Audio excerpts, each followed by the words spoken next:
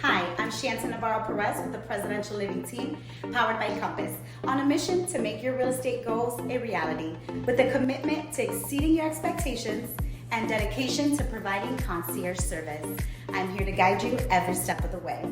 Whether you're buying, investing, or selling in the vibrant Central Florida market, my goal is to ensure your experience is not just smooth, but truly exceptional. Let's turn your real estate dreams into a reality. Hello everyone, my name is Iris Salguero, President and CEO of NITT Mortgage. It is an independent mortgage brokerage dedicated to saving you the most money by working with various wholesale banks. Now is the time for you to get your financials in order, to take a look at your credit report, to take a look at your savings, to call the right partner, so they can help you get to that next level. And you have to work with somebody that you know, like, and trust. So you call 1-888-462-5310. You can always go to our website, www.nittmortgage.com. You can always send me a direct email at iris@nittmortgage.com. I look forward to speaking with you.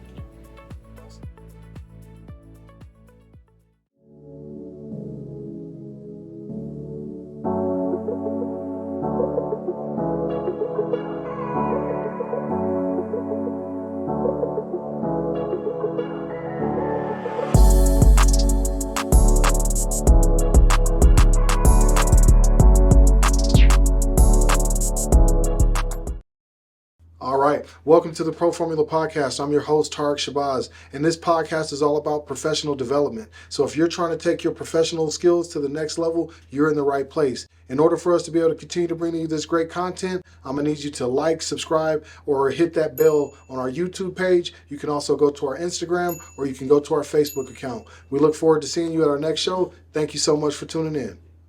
All right, welcome back to the Pro Formula Podcast. I'm your host, Tarek Shabazz, and our podcast here is really a way to help leaders and organizations get the most out of their individual and team performance. And so I am super excited to bring to you all my next guest. She is the owner of NITT Mortgage, which stands for Now is the Time Mortgage.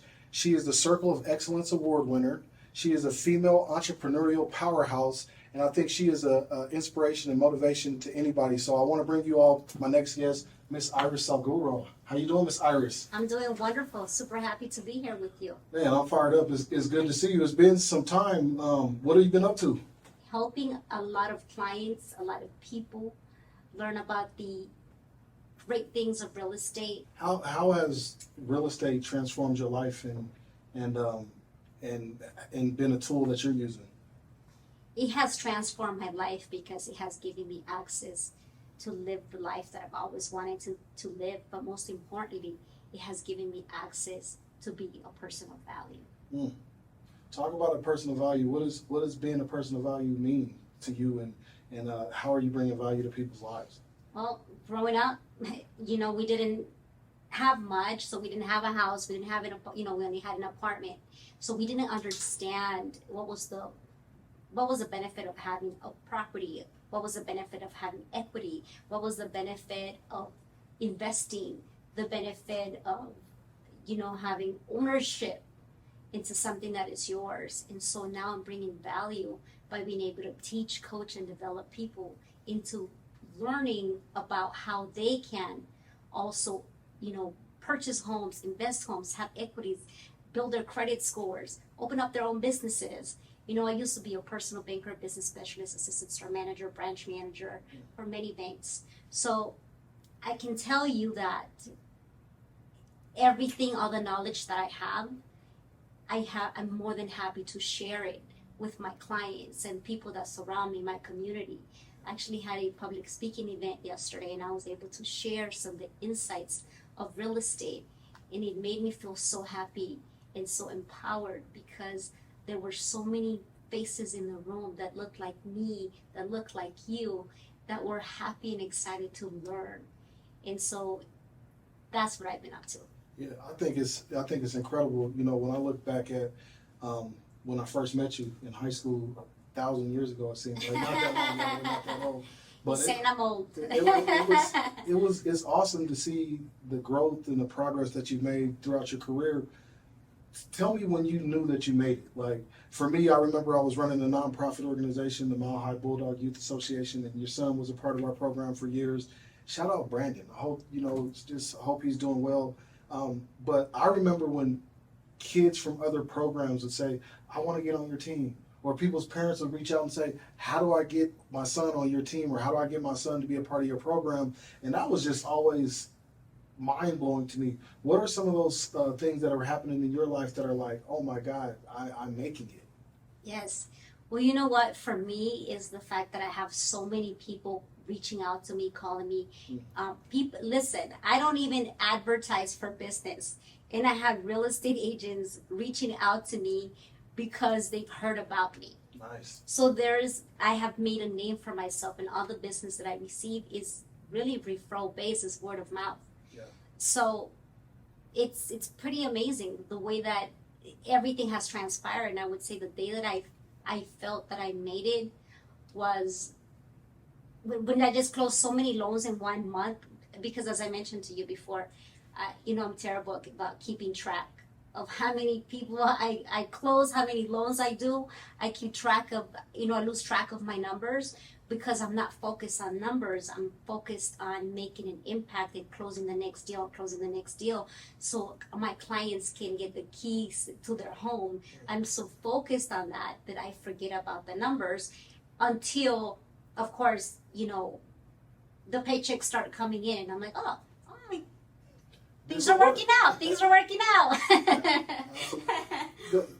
You talked a little bit about the reputation that you have developed in the community and having people that have trust in you. How important is that reputation, and what are some things that you did to really develop that kind of a reputation where people want you to be the source for their real estate needs and transactions? Well, it's mainly because every loan that I touch, I close, right? And so what's happened is there's so many realtors sometimes that unfortunately they go through situations where a loan does not close 3 days prior to closing. They're getting a denial 3 days prior to closing. So when that happens, people say, well, where should I go? And a lot of people are like, go talk to Iris. She's going to figure it out because I'm very solution driven. So you've really been able to leverage the expertise that you've had by getting deals closed and just by committing and following up on the things that you say you're going to do. Now the reputation has got there, and you got so much business you don't even know how much business you have. Yeah. It's interesting that this industry is expanding and growing, and I think it's crazy that like interest rates are back up. And talk to us about why people should still purchase a home in this kind of a market, even though interest rates are higher. Like, why is now the time to purchase a home? I'm going to tell you why. Because if you are renting right now, you know that 6%, 6.5%, it's nothing in comparison to you paying 100% of your rent money and throwing it away every single month. Yeah. So now is the time for you to get a home, because we don't know if the rates are going to go up. Property prices are continuing to go up. So why are you going to wait until the next year or the following year, hoping and praying that rates get better? Another thing is, I had a client, and this recently happened to me. The client kept calling, hey, Iris, should I buy a house now? And you said, just do it now now that you can. You approve, I want to qualify for more, okay.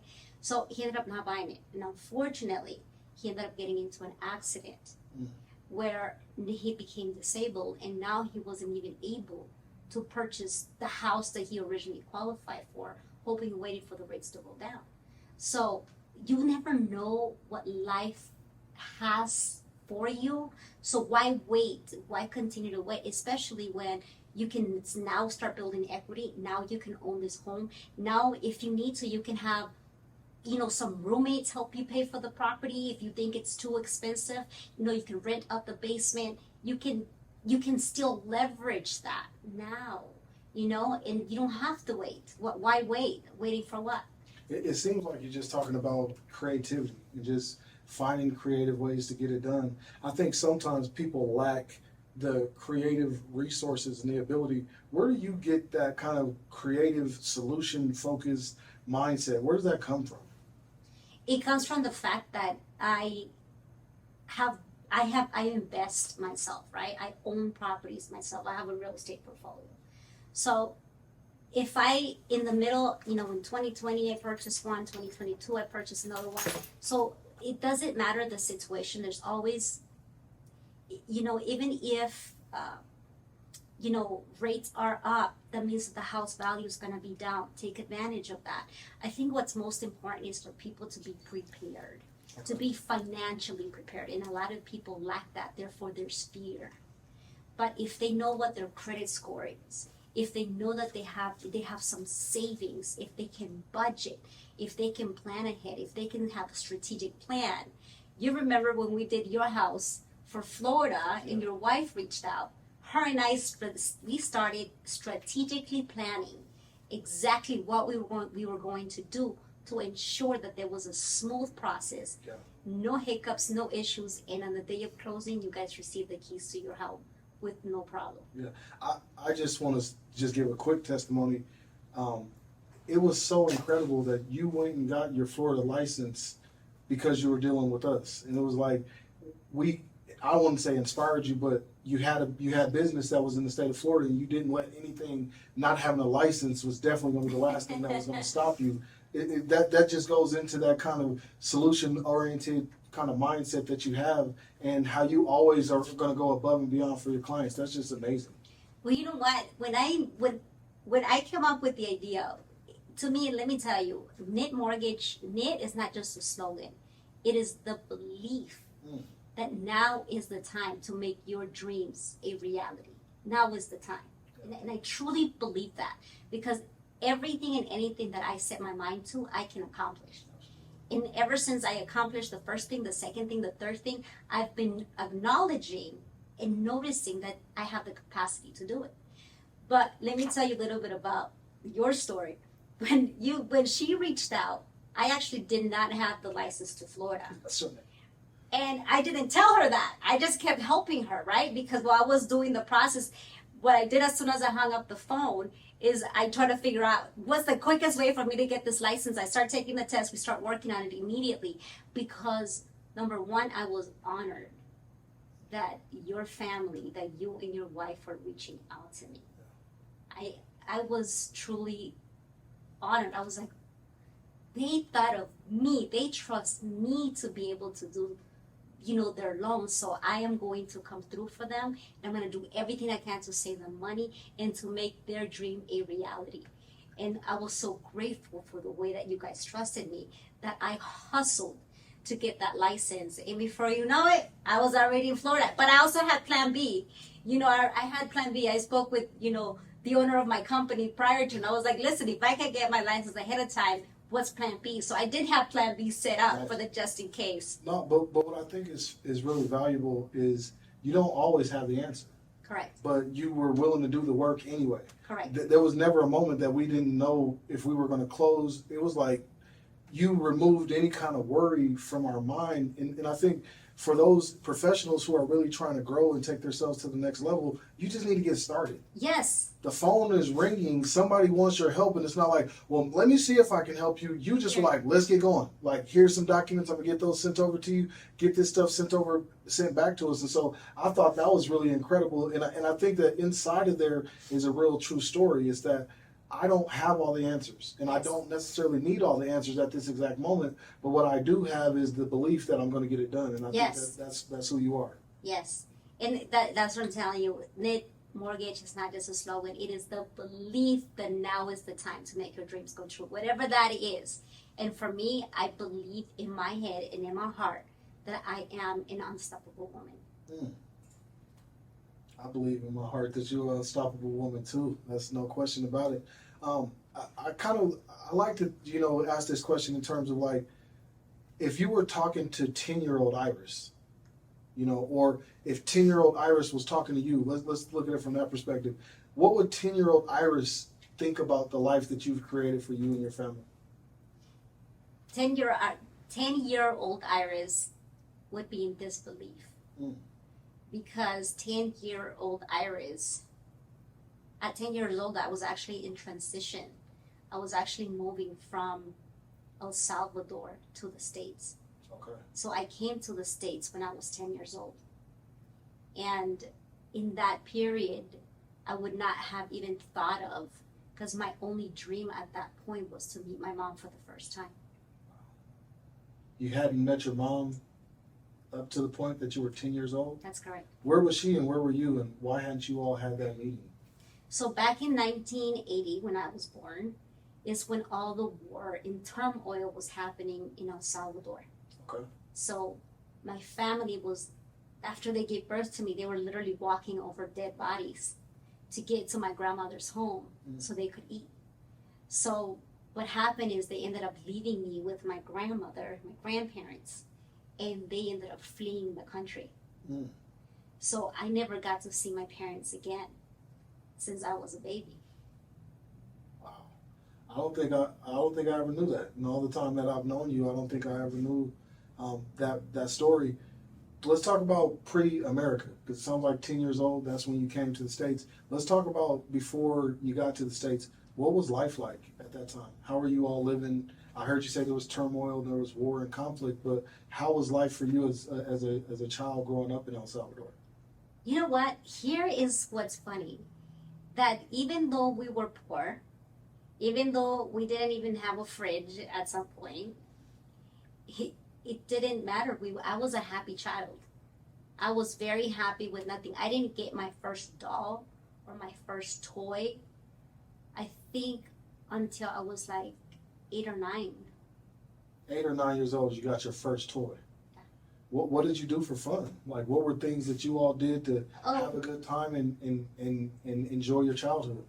Yeah, I mean, it was like, we would go with like my friends to jump rope, or, I would borrow their stuff. They were very gracious to let me borrow like their ball, and we would play the little soccer, or like, we call them chintas there, which is like a little ball with, I forgot, jacks. Like this? Jacks, yeah. Like, I got you. Yeah, like you throw the ball, and so I would borrow their toys, and they give it back. But I never had my own. Yeah. Now, I grew up in the inner city. You know where I grew up. I grew up in North Aurora. And I always think, my family, we didn't have much money, but we weren't poor. And we had love and knowledge. My parents and family was huge on love and huge on knowledge and information. What is poor like in El Salvador? How do you compare poor North Aurora versus poor in El Salvador? I see kids here, for instance, they get to go to McDonald's. McDonald's, I never went to McDonald's even until I was 10 years old and I came to the States. I didn't know that was too expensive for us. So it was, it was, I don't know how to explain it, because it was, we were financially poor, but I was never my focus, because my grandmother used to put a little apron on me, and she used to take me to the flea market to work with her. So I was busy working, I was busy negotiating with clients and selling things. And that was fun to me. By the end of the day, we were happy that we made enough money so we could go get a meal, so grandma could go cook, So to be honest with you, I was never sad, or I never even knew or thought that I was poor. I never thought I was poor, because the word poor was never in the dictionary for me. It was just survival.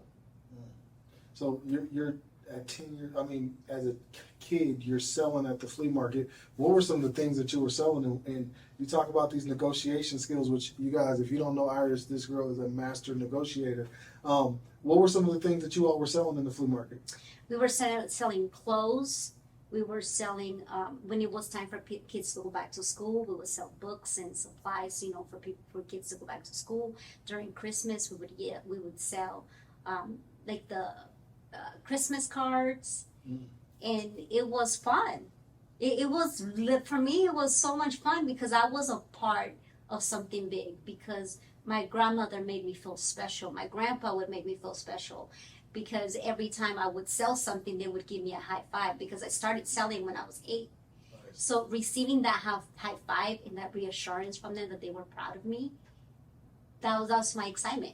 I was encouraged. We have similar. I mean, I wasn't doing it for survival, so I don't want to even act like I was on that level. It was not for survival, but I can remember, needing to raise money so that we can go out of town to run track, and they would give us these world's finest chocolate bars, and it would be 50 in a box, and I would just sell 3-4 boxes, a day. I'm not joking. I would go door to door, and my sister would like, Tark, you're gonna be the spokesperson. You just say it, and I'll be there with you, and I'll smile, but I'm not gonna say anything. And I don't want to be a part of any of the selling, or I would be, doing a paper route when I was a kid, things like that. And I could just remember I was always the person that they would put in front of people and say, Tark, you do the talking. And then as you get the talking going on, what were some of the skills that you were developing? Like when you look back and you say, man, I was developing this different talent, or I'm developing these different skills. What were some of those skills and talents that you were developing at that age? It was sales skills. It was communication skills. It was the trade, learning commerce, learning how to count money. Okay. How does money work? I was learning it at an early age, being able to even go spend the money that I was earning, because my grandma would give me maybe a little commission, not a lot, but she'd be like, oh, Iris, you earned, an X amount today. It was not a lot, maybe a few quarters, but it was enough to get me motivated and hyped for the next day, because I felt like I had accomplished something. And I think maybe it wasn't even a bonus, but it was like, here, so you can go get a fruit or something that you want, but it made me happy. Yeah, and it's funny that you're learning those skills, but I'm also thinking you're learning human behavior at a young age. Talk to me about like some of the sales techniques that you may have developed as a kid that you're still finding yourself like, man, I've been doing that my whole life. Like, are there things that you could think of that you're like, man, I used to do this when I was younger, and I still find myself doing this in my sales capacity these days? Yes. You know what? I've learned to read people. I learned like the faces, right? Like as a kid, it's like the face tells me a lot, your facial expressions. So it was, I'm mad, I don't like that price, or, oh, that doesn't sound too bad, I at a young age, I was reading facial expressions because it was important for me to try to grasp, understand if I had an opportunity to sell you more, or if I was tapped out. I wanted to know a little bit more, but I also learned the importance of making people feel important. Because at an early age, I realized that every time I paid attention to someone, they liked that. Every time I complimented something genuinely that I liked, that either they were wearing or they were saying, they actually appreciated that. Yeah. So that is something that I still use today. I can remember like one of my gifts, I think, when I was a kid and I was doing the selling, was I was really easily able to connect with people. Yes. Like I had this ability to connect on a level that would be like, I'd look around, even in sales to this day, I look around on their desk. Oh, they got a 49ers thing. Okay, so did you grow up in California, or what drew you to the 49ers? I had a cousin that played for the 49ers, and so I was always trying to find a way to relate to people, and then I would use that relatability to them to like disarm them. I was always disarming people. Yes. And I think that, just hearing you say, man, I'm looking at facial expressions, I'm thinking about that as a kid, and I'm like, I bet she was really, really excellent at that. How were sales? Were you a powerhouse salesperson right away? Yeah. Okay. Yeah, it was. I had a rough, of course, at the beginning. It was kind of rough because my grandma would be like, how much did you sell that for? And I would tell her, she's like, no, you gave it almost for free. Like, you can't do that. I'm like, oh my God. So the next day I was like, okay, I sell it for that. And then I was looking for the proud moment. I was looking for I would sell it for the price that she would ask me to. And I was looking for the proud moment of her saying, yes, you got it for that. And they didn't negotiate beneath that. So in order for me to get that, I would start with the higher price. Okay. So if it was like, in example, $2, I would be like, oh, it's $3.50. Because I knew they were gonna be working me the way down. So I wanted to make grandma proud and be able to say, I got it for $2, in example, $2. Yeah. There were pesos at the time. although Salvador's currency is now U.S. It's the American dollar. Awesome. Let's talk about getting to America. Yes. And you got to America, you're 10 years old, so I would imagine you're probably 4th or 5th grade around that time. How easy was the transition or hard was the transition going from a predominantly Spanish-speaking country now to a gringo, English-speaking culture? Believe it or not, it was really tough. Because even though I was in a Spanish neighborhood, my Spanish is not the same as for a Mexican person, Okay. right? It's more Salvadorian. What they call shrimp camarones, I would call them chacalines. So it was different words for a lot of things. So it was hard for me to, learn, to make friends. They all spoke English, and some of them spoke Spanish too, but it was challenging to be able to connect because I didn't know how to connect with them, and also I would get made fun of because even, same race, they would tell me to go back to my country. So I experienced a lot of setbacks. I remember not being able to do my homework because it was all in English, and the teacher just slammed the table and looked at me and was like, "Do your homework, do you understand?" And I was like just looking at her eyes, just terrified. And like, no, I don't understand. No hablo inglés, at all. So I had this little girl, Isabel. I remember her standing up and coming over and translating. So they ended up getting a Miss Beltran was a teacher that they got an ESL teacher so that she would come in the back and she would follow along as they were teaching the class. And so the fact that they were able to provide that for me was very essential because slowly I was getting it, but it was tough and it was intimidating. All right, thank you all for joining the show. Just a quick reminder, if you like the content that you're receiving and you want to help us out, we really would appreciate that. If you want to help, you can go to our Cash App, which is $the Pro Formula, or you can go to our Patreon account, which is patreon.com/the Pro Formula. Thank you so much. Your support means the world to us. Talk to me about the kind of student that you were. Did you excel in academics? Obviously there's a language barrier. You got those things that you got to overcome. But once you started getting into the school system, was it simple for you, or did you have to work hard to get good grades, or did you get good grades? I was not the best student. As I was getting older and I was starting to learn, I would get a little bit better and I would pass, my classes. I was an okay student. Okay. Then I remember, I went to Central High School. Aurora Central, shout out to the Trojans. What's happening? Went to Central, and I remember that, freshman, I was still not good. I was not doing that well. And I was kicked out of the house at the age of 15 because, we had a little bit of challenges at home, So my uncle, Oscar, took me in.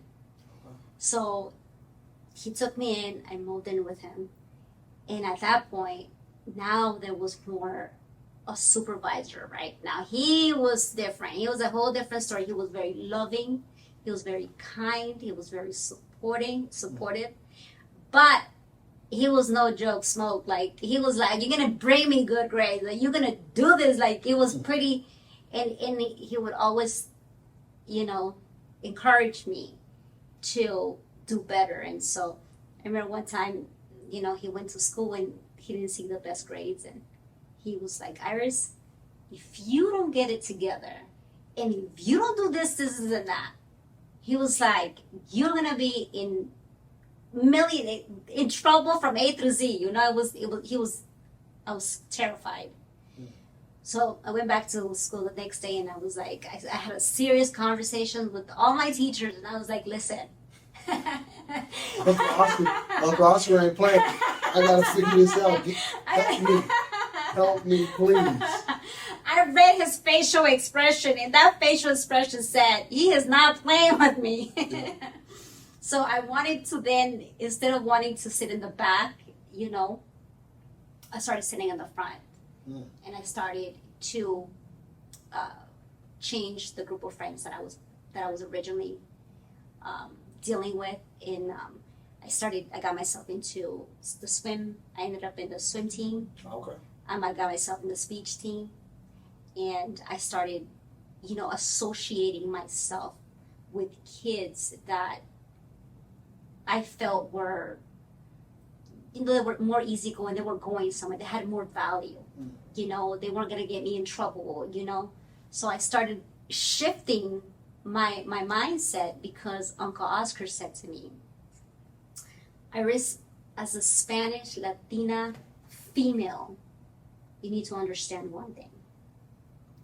He said, you need to be, I want you, when you get older, to be with somebody because you love them, not because you need them. He said, in the way that you're going, you're gonna need somebody in order for you to survive. This is Marcus Richardson, President and CEO of Rich Group Financial. We look forward to working with you and helping serve you in the financial service arena. So what that really means is we're going to be able to help you with life insurance for your mortgage protection, make sure that's taken care of when you pass. We're also going to be able to help you for your final expenses to make sure your burial and things like that are taken care of. We also are able to help you with retirement. So if you're losing money in the market and you want to stop losing money, you don't want to keep losing money, we can help you with that. And we also can help you with Medicare. So if you want to make sure you got all that taken care of, please reach out to Rich Group Financial. You can find us at richgroupfinancial.com, or you can also send us an email at richgroup28@gmail.com, and we'd love to serve you and help you and bring you into the family. So that's the reason why I was like, okay, so I really need to get it together. I need to start associating myself with better friends. And I remember that his belief in me was so deep. Like I could see through his facial expression, through his actions, that he loved me. You know, I felt it. I felt that his love. And then when I felt that connection with him, it was, I'm not going to let him down. I am going to do everything that I can to make him proud. All right. So from the swim team, did you start becoming a good student at that point? Or were you still just kind of a marginal student at that time? I was a better student. I became a better student. He turned you into a better student. He turned me into a better student. I was showing up on time. I was doing my homework. I was doing everything that I needed to do to stay on his good side. Okay.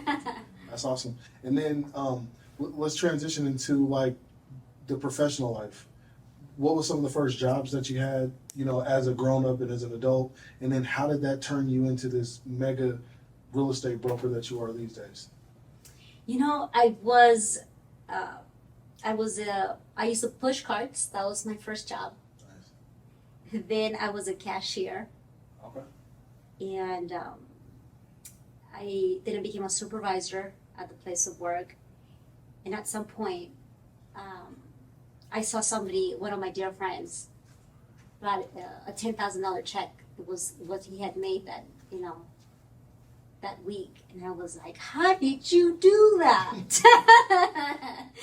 And he was like, oh, I'm in real estate. I'm like, really? What do you do? What exactly do you do? Yeah. And so he starts telling me about it. I'm like, huh. Because at that point, there had been a lady that was off. Was off that day. And remember that they asked me to step in to cover her to sell executive membership cards. Okay. And I started excelling at selling those. I was like, ooh, I'm doing good, you know? But I like her getting was a good pat in the back. Iris, you're going to have to do this again next week. Iris, you're doing great, you know? But not the money. But then nobody was giving me no money. 10,000. I was like, yes, that's exactly. I'm like, I need a pat on the back. They were offering me food, like, well, can I go get you some shrimp, you know? Because people started finding out that I like shrimp. So they were like, we're going to get you some shrimp. We're going to get you some stuff. And I was like, I want to make money. So I told my friend, I said, listen, why don't you give me an interview? And he was like, how am I going to get you an interview? was like, oh, you know what? I can't though. There's a party coming up. He was like, you can come and you can meet them. And I was like, sign me up for that party. So when I showed up, met his boss, started talking to him, and he hired me. Iris, you ooze confidence to me. I mean, when I hear your story as an 8-year-old negotiating, then you come to a country where you don't even speak the language. Where in the world do you get this inner belief that I can do more, I can be more? Because with all due respect, you grew up in poverty in El Salvador. Yes. How did you see that I'm going to be able to turn myself into that? Like, where does this confidence and this belief come from? Well, one, it was the fact that I would see other people have certain things, but I also knew that I had nobody else to lean on but myself. And especially when I gave birth to my son at age 22. So when it was just him and I was looking for love in all the wrong places, Okay. it's when I realized that my number one thing that I needed to do was to focus on myself. Okay. And I'm going to tell you, you want to know who my real hero is, who I've always aspired and looked up to, is the one and only Oprah Winfrey. I used to watch her shows like I was about to watch like the biggest special. It was like my hype of the day. Every time I would see those shows, the way she moved, the way she talked, how loving, how kind, her presence. I just wanted to meet her. I was like, I love you, Oprah, I love you. Because her and I have a bit of a similar story that I don't want to talk about today, but we have a similar story on some stuff that I just gravitated to her. And watching her and having my son and knowing that I was raising my son as a single mom, right? Because of all these things, my biggest motivation, what turned everything in my head was when I gave birth to my son and I looked at him at the hospital and I said, I am never gonna let you down because I love you more than you can imagine. I didn't know a human could love this much. So my inspiration immediately became my son. I have to make this kid proud. And I also cannot be a hypocrite, right? I cannot tell him to be all the best that he can be. I can't tell him to go to school and learn something new and be this high parent if I cannot do it. I wanted him to be able to look up to me. So how is he going to look up to me if I'm not doing more? You know what I hear you talking about is your why. Yes. So often, when I'm talking to successful, entrepreneurs or business owners or even athletes, I hear that they had a why. Yes. And if you're walking around this world and you don't know why you're doing something, yes, you're never going to get where you're trying to go. But it sounds like when your son Brandon was born, the why intensified because you were already going to do great things. Yes. But then you made a promise to him that you ultimately said, okay, I've got to live out what I'm doing. Yes. Okay. So you got into real estate. Yes. Guys showed you that you could do, this is how it looks. Did you immediately? Yes. And then I get hired. I wasn't even there for a month. And the company shuts down. Oh my God. But I'm so prideful that I didn't want to go back to where I had just quit from, right? So I knew I had to provide a check. I just didn't know where to go, who to call, or what to do. So I went knocking at the door of a dealership and I started selling cars. So started in real estate, that didn't take off. Matter of fact, they closed the door. Now let me get into car sales. How'd you do in car sales? I crushed it. I did great. But it was funny because they didn't want to give me the job because they said they asked me an honest question. They said, do you know about cars? And I said, I don't know about cars, but I know about people. And people do business with people who they know, like, and trust. I said, so what I'm asking you for is an opportunity to show you what I'm capable of doing. You guys, I don't know if you're catching this, but this is another example of this woman not knowing what she's doing, not having a plan on what she's doing, but she is likable, she's knowledgeable, and people trust her, and that seems to be your secret sauce. Yes. Am I like Yes. down the right path? Yes. It seems like that is like the story of your life. Like, man, I didn't know what I was gonna do. So you crush it in car sales. What got you back into real estate? Because the guy upset me at the dealership, like one of the managers upset me because it was time. I ended up finding out that the guys were getting paid more than me. Wow. And that upset me. So I didn't tell anybody, but I did say, hey, listen, can we have a conversation? I said, I would like to figure out a way that I can make more money. And they said, well, no, sweetheart, at this point you can't. But what we can do for you is, how about every time you sell a car, we put $100 under your son's name. And we started creating a savings account for him. And I said, I appreciate that. Let me think about it. So I walked out, and there's some guy, his name's Reggie. He's still here in Colorado.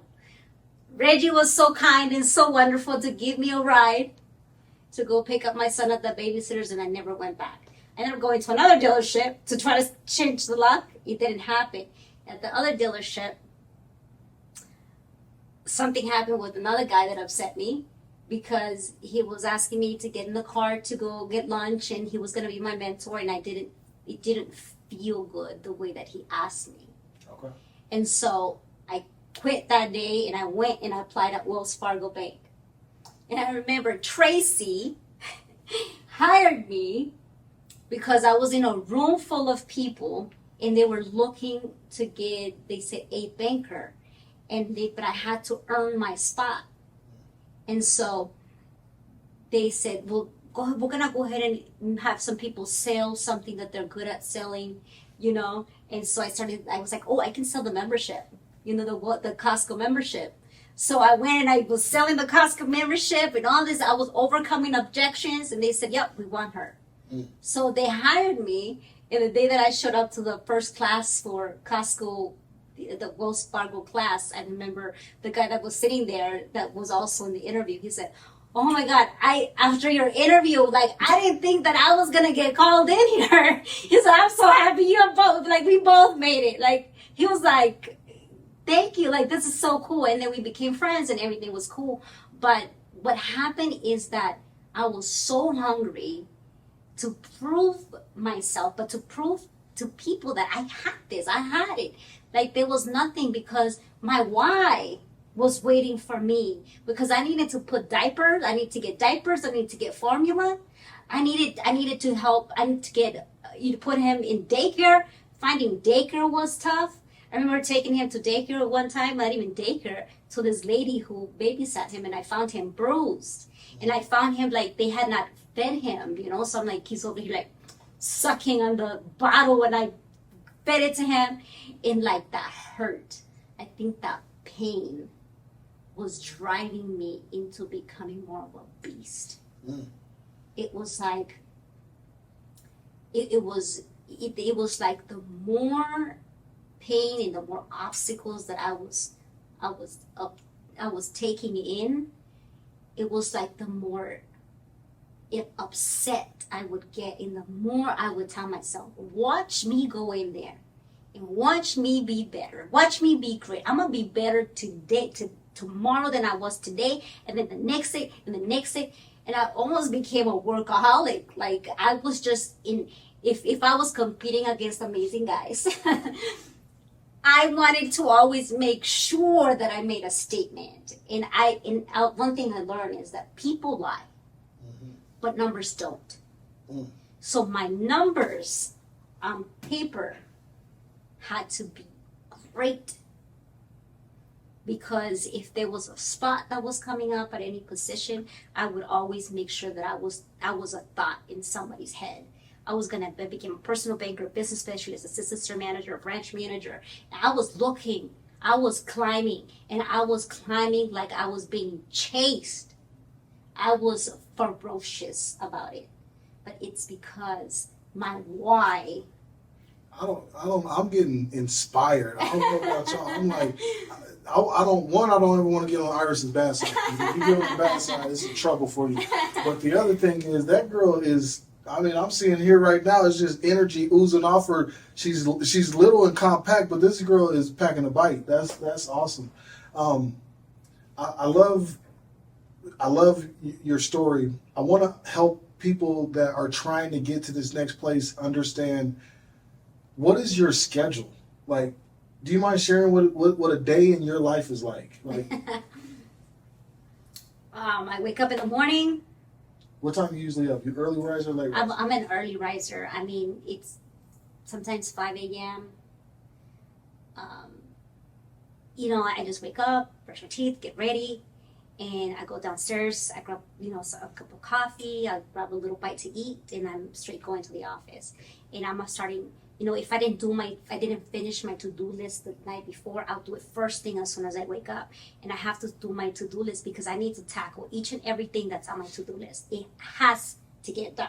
There's no way around it. It has to get done.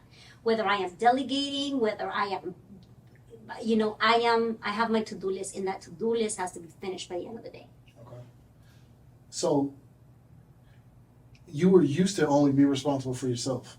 Yes. But now you're responsible for a team. Yes. How are you transitioning, and what's that transition been like, that now I'm the one that's responsible for payroll, I'm the one responsible for making sure that people are able to feed their families, where before you were just looking after you, like making sure that you was going as hard as you could.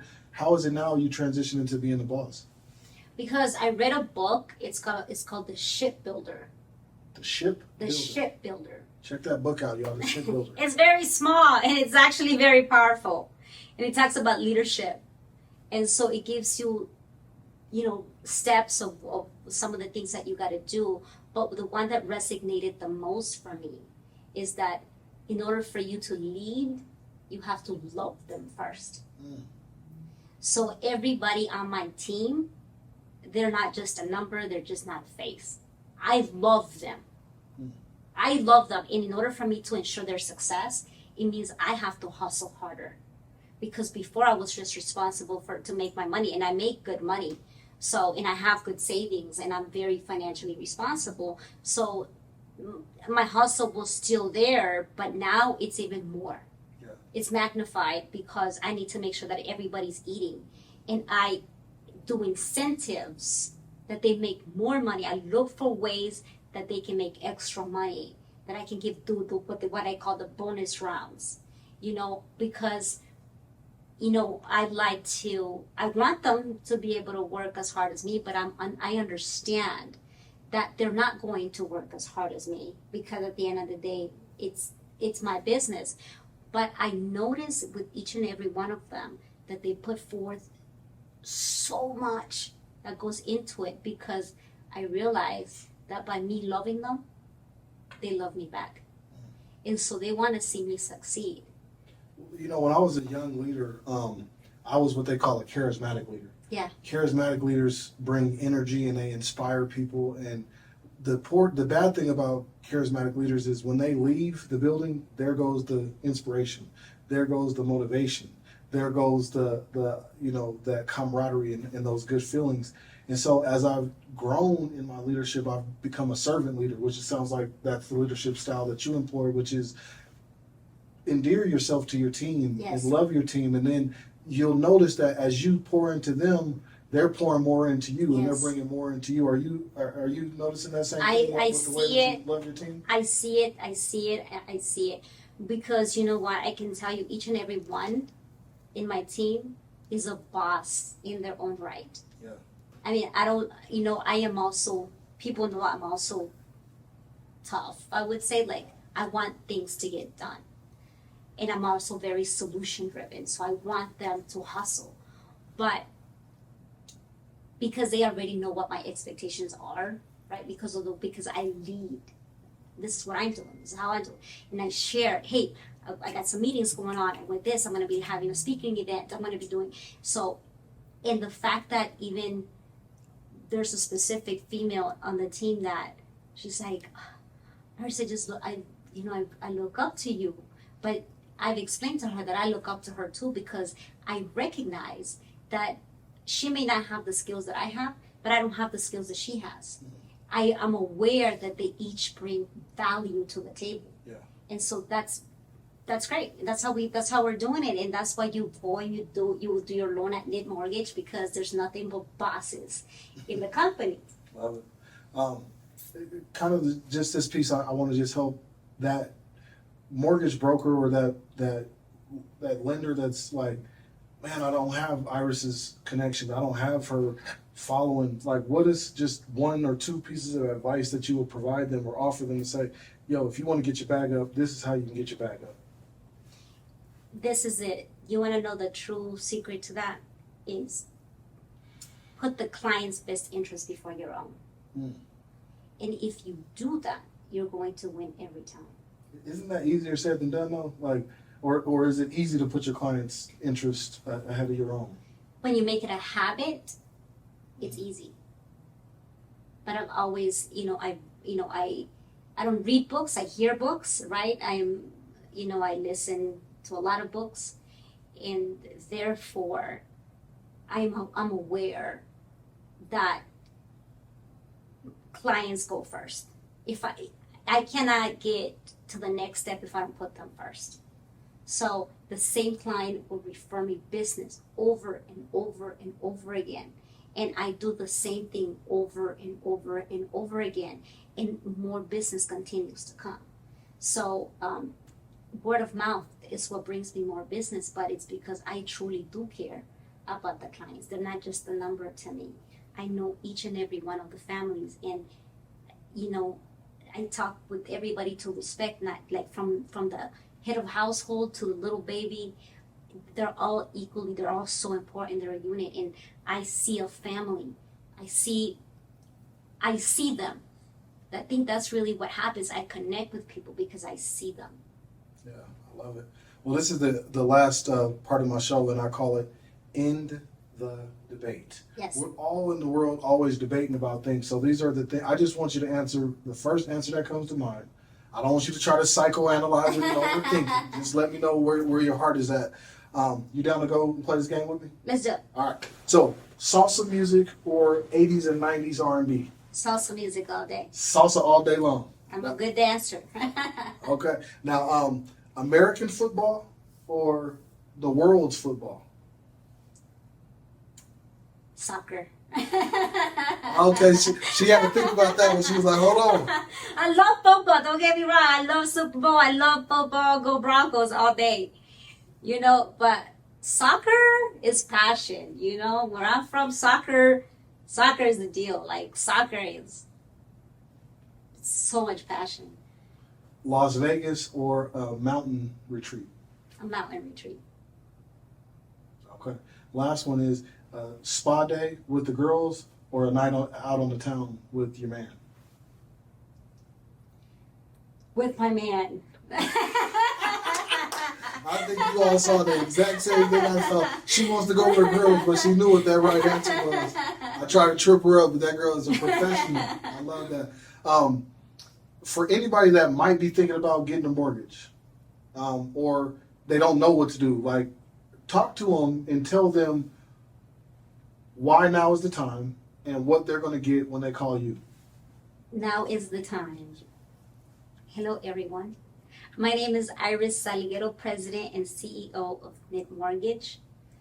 It is an independent mortgage brokerage dedicated to saving you the most money by working with various wholesale banks.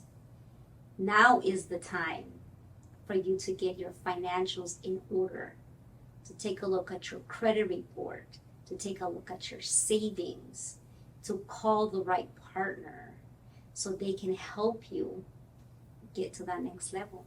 And you have to work with somebody that you know, like, and trust. How do they get a hold of you, Iris? Yes. So you call 1-888-462-5310. You can always go to our website, www.nittmortgage.com. You can always send me a direct email at iris@nittmortgage.com. I look forward to speaking with you. Awesome. Well, that wraps up another episode, and we can't wait to talk to you all at the next episode. Thank you. We'll see you back next time.